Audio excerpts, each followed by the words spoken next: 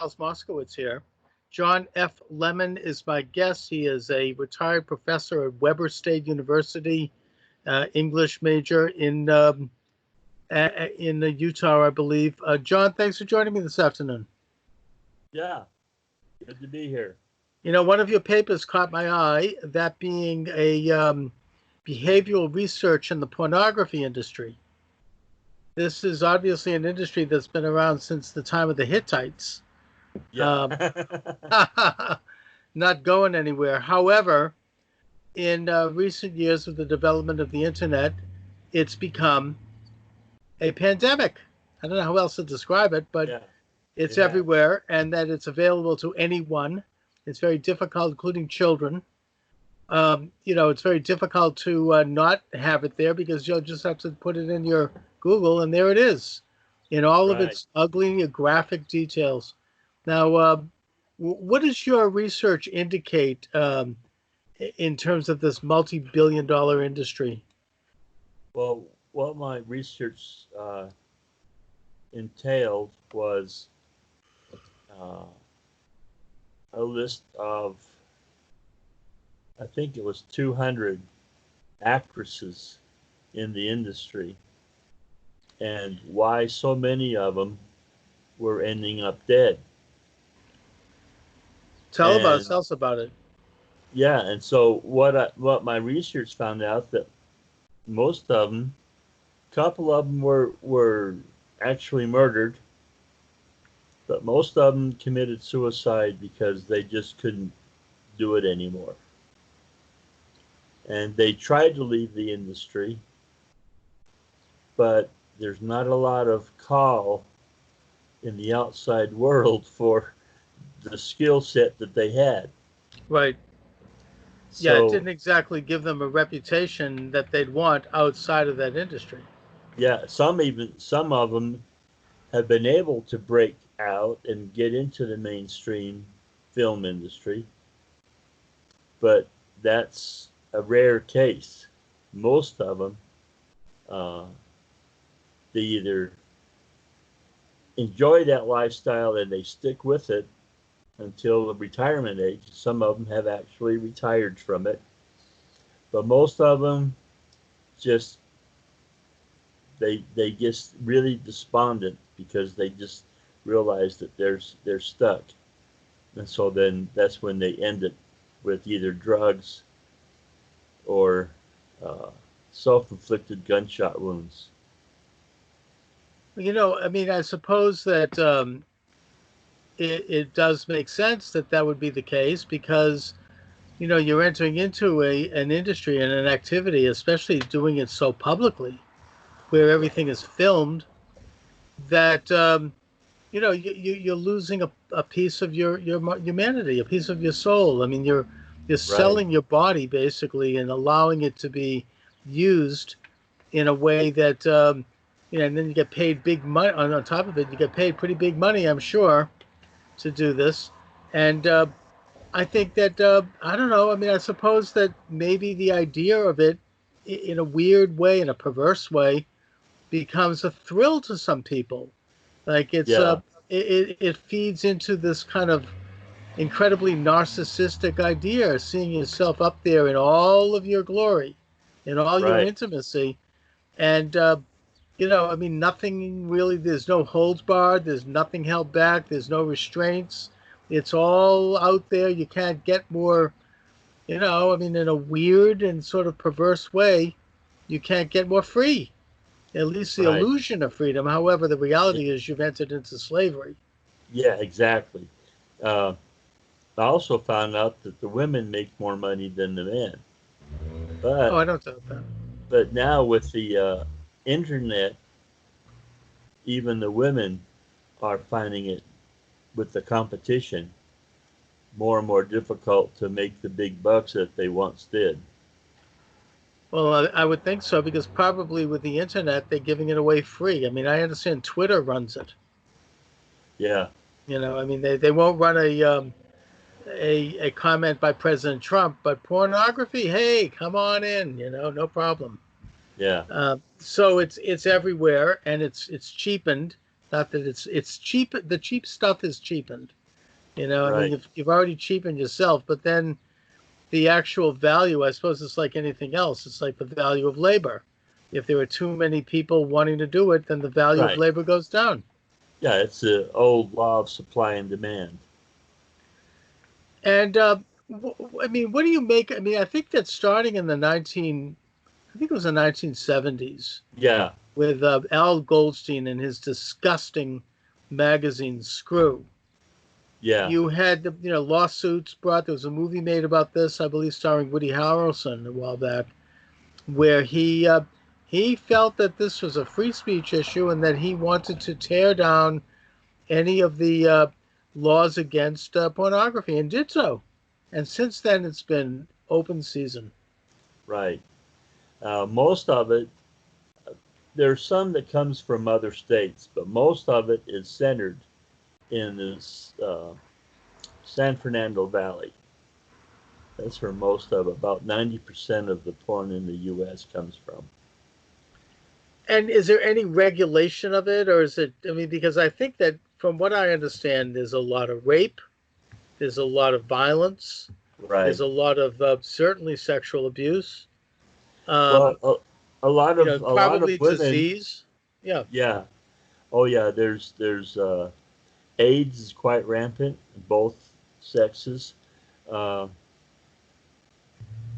there's just all kinds of women. Some of the young women, especially, will get into it thinking this is going to be a lot of fun. But in order to make more money, they've got to engage in more atrocious, Hardcore, yeah, hardcore hardcore stuff. stuff. Yeah, Right. and so uh, there's a report of one woman. I believe it's in my book, uh, where she says, "I don't want to do this anymore." Well, if you want to get paid, you'll do it. So they kind of force this on them, and then they'll get tired of doing the hardcore stuff, and so they'll start drinking and doing drugs to escape, and then eventually they just can't take anymore. And that's when they uh, kill themselves. Yeah. No, it seems like it's almost a logical progression. And I mean, I was listening Right. to Michael Savage the other day, and he was saying that some of the because he watches this sort of thing. I mean, not porn, but the industry, and Right. and he was saying that some of the things they're doing now and in there are so awful and so unbelievable that they just keep pushing the envelope in Right. terms of violence and just all sorts of weird and perverse stuff. And so I think that the more we go in the society, the more difficult it becomes to be involved in it, and yet at the same time, the more corrupted you have to be, and the Right. more to be involved in it. And not to mention the fact that this is, of course, being seen by who knows how many millions of people all over the world, and it's sort of, I mean, is there not a link between people who are heavily into pornography and violence? Uh, yes and no. There is a link. Most people who look at that, uh, they're not violent. They just do it to get their jollies.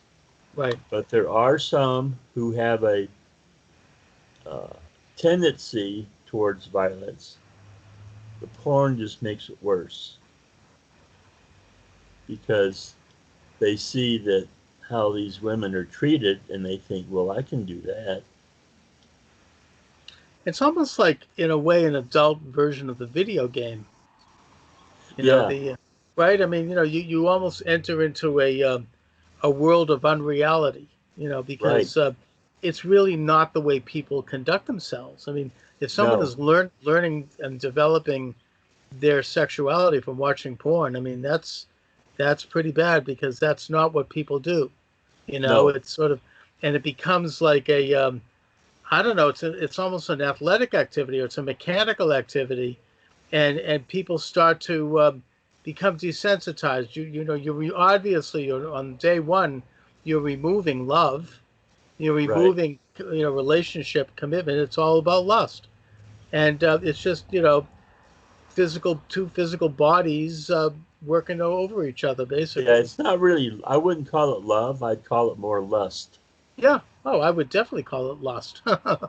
It's not Yeah, at I all. mean, I don't think love is even in their vocabulary. No, but I guess that what I'm getting at here is that someone's being exposed to that, especially over time. It removes and it desensitizes an aspect of your humanity. You no Right. longer can have, you no longer can have sex as connected to love. I mean, that's the whole idea. It's supposed to be a sacred act. It Right. becomes like something that's just, I mean, in a way, I suppose it reflects the greater society, and that everything just becomes an act of pleasure. It all Right. becomes just whatever makes me feel good is good, and that's the That's what, virtue. yeah, that's what a lot of our societies come down to. It's just pleasure. Uh, we go to the best restaurants because the food makes us feel good. Uh, we look at porn because that makes us feel good. We uh, say things that a normal person would not say because uh, it's a tension reliever. You know, Right. for example, like a person goes to a movie and doesn't like it.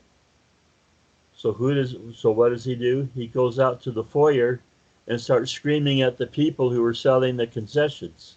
It's not their fault the movie was bad, you know. Yeah. Right. Yeah, but you see that all the time. I can't tell you in my travels how many times I've seen people yell at somebody who they think is responsible for them having a bad day.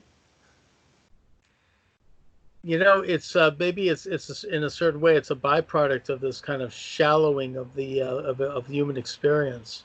Oh We're yeah, all, it's almost like we are, rather than fully spiritual beings with a soul and a body, then we balance those two. We all become nothing more than automatons. We're like a body that is right, moving through, and that is, you know, excessively enjoying whatever they want to enjoy, whether it be food or sex or booze or whatever, right, like, binging on whatever it is. It's all about excess, and that in and of itself becomes the virtue. And you, in the process, you forget who you are. right, You've lost your center. You're nothing but a, in a way, you become nothing more than what the secular Darwinists want us to think we are, which is animals right. that it just exists to breed. We're Well, not even here. Yeah, even animals don't act the way some humans do. that's right. That's right, because animals still are tied to nature, and a lot of the stuff that's going on in this case are not natural. Exactly. So, Uh, yeah, I remember reading the scripture where it says that in the last days there will be those who call evil good and good evil. I think we're there. I think we're it there. something. It does seem like we're getting closer to it. I mean, when I look at the way things are going on in the world, and yet at the same time, I still believe that the vast majority of people still have their moorings. Oh, You I know, think so too. I think that's it's the correct. establishment that's there. Right. Yeah. It's the it's the celebrity lifestyle where people look up to these people that shouldn't be looking up to. I mean, you got Robert De Niro that threatens not only the president, he threatens his whole family. You've got some of these left wingers that just they say they want to kill every conservative, or they want to kill every Republican. See, that's not natural. And kids look up to these guys, and they get these ideas that, oh, okay, this is good. I can do this, and I think that's where you have these kids getting involved, college kids, high school kids getting involved with these Black Lives Matter and these Antifa and other antisocial groups. You know, I saw a documentary the other day about Jeffrey Epstein, who it's a good book that's just come out about him. I'm going to be trying to get it and interview the author. And I think that this documentary was really partially a cover-up, because I believe that he was part of a much broader and deeper a pedophile ring that basically was, kind of had interactions with the CIA and the establishment, and they had the name of, they had the goods on just about everybody in high levels for the sake of blackmail.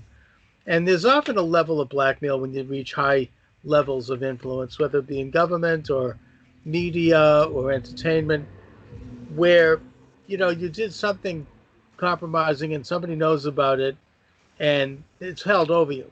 So you play ball, you do what they want you to do.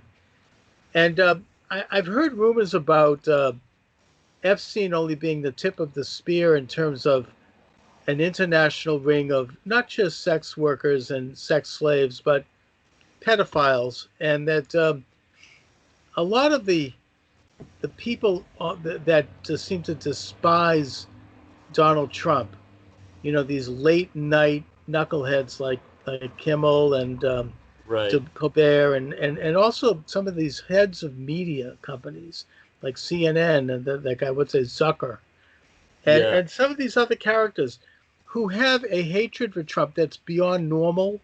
I mean, we expect our leaders to be criticized. I get that, of course. That's America. We want to vigorously criticize their policies. I do it all the time. And I also understand that people don't maybe like him as a person or as a public figure. That's fine. Those are normal things. But what they're into goes beyond normal. It is almost a diabolical hatred to the point where they're willing to almost do anything. I mean, you mentioned Robert De Niro. He's like F Trump in public, and there's something going on there. And I kind of wonder if it isn't connected to some of this pedophile pornography. I wouldn't be surprised. Establishment. I mean, Trump has, this is, again, I can't prove this, but I understand that over the past maybe several decades, I don't know how far back, maybe under the Bushes, under Obama, there was an average of maybe 200 to 250 prosecutions a year of sex crimes, because it's a federal crime. I mean, crossing state borders and trafficking in children. And when Donald Trump entered the White House, that went up to like 2,000 a year, and he really is putting, raising the heat on that. I mean, he's turning it up. He's really going after it. And that might explain why they hate him so much. Maybe he's moving in on them. I'm not. He's got their number, and they know it, and that scares them. Yeah. The same as the leftists in Congress. I don't even call them Democrats anymore. I mean, they've gone so far to the left. And also, Congress apparently created a slush fund with taxpayer money to pay off people who had made sexual abuse allegations. Oh yeah, like what was her name? On both parties too. It's not. Was it Danny Daniels or something like that? That she was the first one to come out and make accusations. Well, Stormy Daniels. When you check her out, you find out that she ran for Congress on the Democrat Party from, I think, California or someplace. So whenever, it's like they say, whenever you have a question about something, follow the money. Well, the problem with the Congress is you can't follow the money because it's all made confidential. And that, right? I mean, Yeah. Democrat or Republican, this isn't a partisan thing either. I mean, you've got members of both sides who Oh have yeah. had this fund used to kind of silence people, hush money to Yeah, they make them go all the away. money's in offshore accounts or Well, very Swiss well may banks. be. Yeah, But the point is that goes a certain way to explain why Congress has not investigated this, and that it's one of these things that's festering under the hood. I mean, it's certainly, I think, big in Hollywood, of course, always has been probably.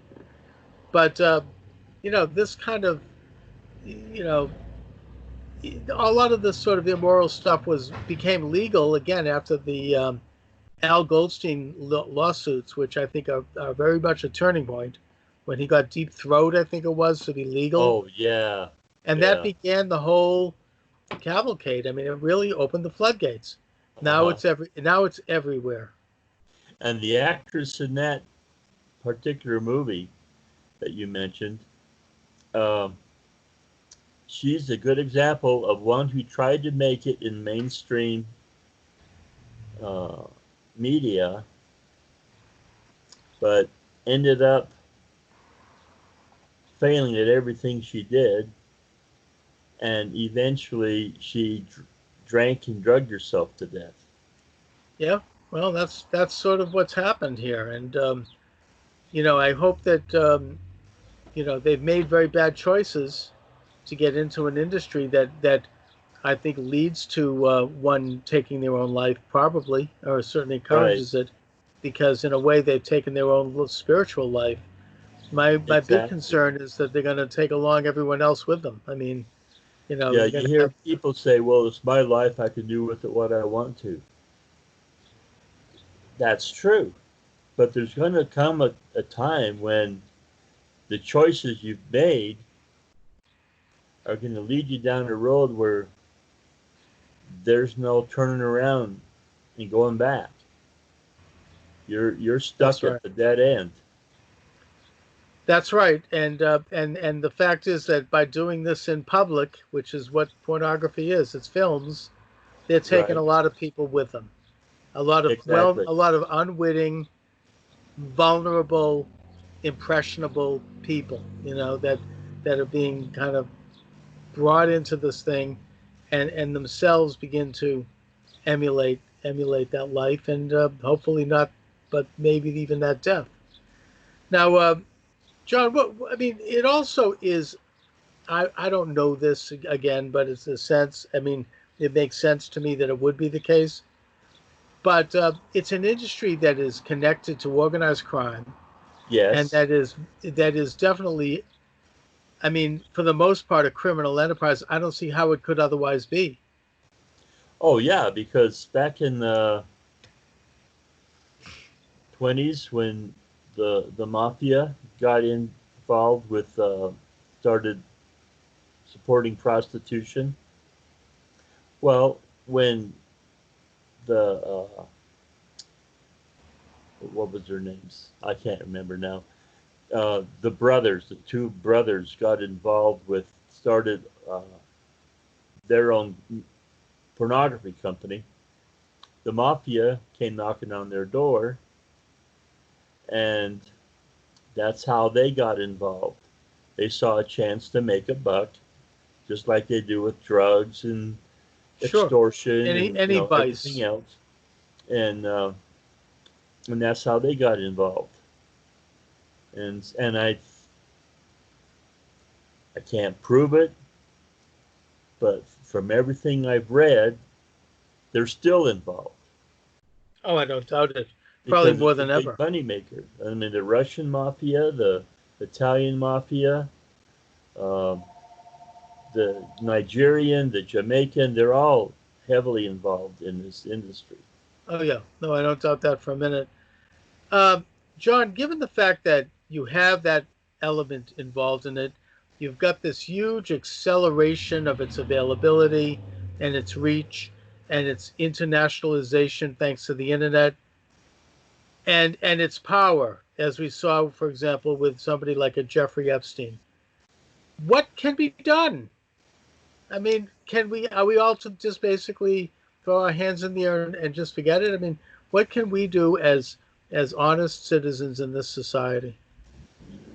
Oh, that's a really difficult question because it's infiltrated the churches, it's infiltrated the schools, it's infiltrated the universities. Uh, It's a very, very difficult thing. It's like a spider's web.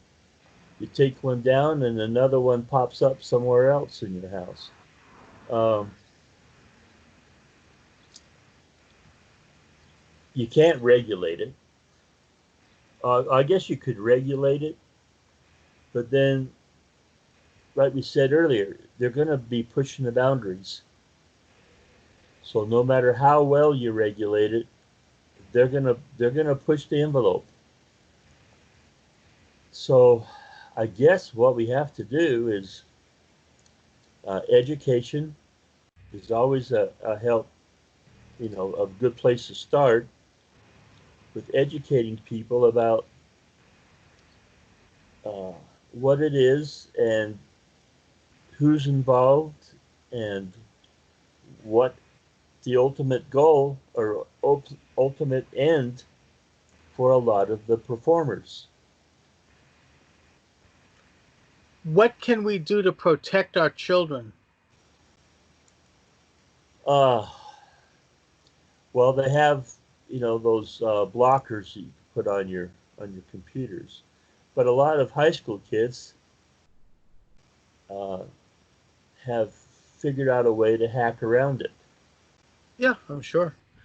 And I So mean, I recall when I was when my daughter was in junior, it's still, I think it was elementary school, and we were, as parents, brought in to attend a session about sex education and what it was going to be like. Um, and we could ask questions. And at the time, there was somebody from Planned Parenthood was running the program. Apparently, I guess that they're involved with everything like this. And it was really quite sickening the way the educator, the instructor, who was a pretty strange person. You could tell that. A lot of facial tics and a lot of weird. right, She said, "Look, they have sex in the comic books. They have sex in the commercials. There's sex on television. There's sex on billboards. There's sex everywhere you turn. Sex, sex, sex, sex, sex. So therefore, why not have it in the school?" Can you imagine the outrageous argument? I mean, like, oh you think yeah, that that's if what she's saying is true, and it probably is, can we at least have one place where that protects the innocence of children, where they can go without being bombarded by sexual image? I mean, a moral society protects its children until they're at the age where they can understand it, and that's, I don't know, 21, or maybe 20, yeah. right? I Yeah, mean, they're introducing this, and again, we're talking elementary school here. yeah, I know. um, Excuse me.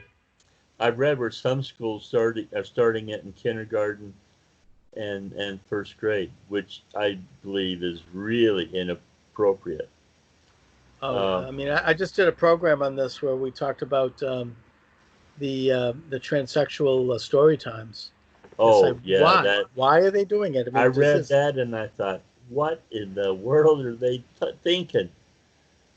it's like I don't understand how they justify it, and they usually do it. They don't tell the parents they're going to do it. They just sort of come in. It's like a kamikaze mission.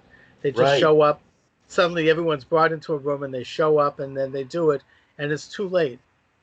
Yeah, it's like spies who infiltrate a country, and before you realize it, there's 100,000 spies uh, spying on everything from what people buy for their groceries to uh, high level classified information. Oh yeah, And absolutely, and it's all for the purpose of essentially removing children from the loyalty of their families, of their right, fathers and mothers, of removing of introducing at an early age certain ideas that will then stick with them as they get older because they're at an impressionable age. well, one in my research, I found out that some of the performers, especially the ones that stuck with it until retirement, uh, are members of the Communist Party. They're atheists. So uh, for them, if there is no God, there is no sin. And that's how they justify what they do. Well, that's the whole endeavor of overthrowing God, because then Exactly. you don't have to live with or confront your own sinful ways, and you don't have any means, since they cannot do that because they find that intolerable. They make it so there is no sin, that everybody sins. Right.